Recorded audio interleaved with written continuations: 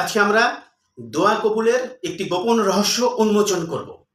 আমরা তো নানাভাবে শুনে থাকি প্রিয় ভাই ও বন্ধু, যে এই দোয়া করলে এই হয়ে যাবে, এই দোয়া পড়লে সমস্ত অভাব দূর হয়ে যাবে, এই দোয়া পড়লে বিপদ আপদ সব দূর হয়ে যাবে, এই দোয়া করলে মনের মানুষ কাছে চলে আসবে ইত্যাদি।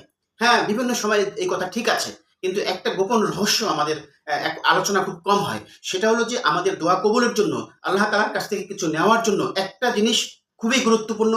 সেটা হচ্ছে আল্লাহ তাআলার প্রতি ইয়াকিন আমাদের পরিষ্কার থাকা চাই। অর্থাৎ কলেমা লা ইলাহা ইল্লাল্লাহ মুহাম্মাদুর রাসূলুল্লাহ, এই কলেমার ইয়াকিন দিলের মধ্যে সহি হওয়া চাই। অর্থাৎ এই বিষয়টার ব্যাপারে কোনো কম্প্রোমাইজ নাই। অর্থাৎ আল্লাহ তাআলা একমাত্র ইবাদত পাওয়ার উপযুক্ত, তিনি ছাড়া কোনো ইবাদত পাওয়ার উপযুক্ত কেউ নাই, কোনো মাবুদ নাই, এবং মুহাম্মদ সাল্লাল্লাহু আলাইহি ওয়াসাল্লাম আল্লাহর প্রেরিত রাসূল ও বান্দা। আমি আল্লাহ পাকেরই গোলামি করি, তাকে ছাড়া কাউর গোলামি করি না, তারই আমি ইবাদত করি, তাকে ছাড়া আমি কাউকে চিনি না। এই বিষয়টা দিলের মধ্যে পরিষ্কার থাকলে প্রিয় বন্ধু দোস্ত, আপনার আমার দোয়া অতি দ্রুত কবুল হবে, সেটা আমরা বুঝতে পারবো। এই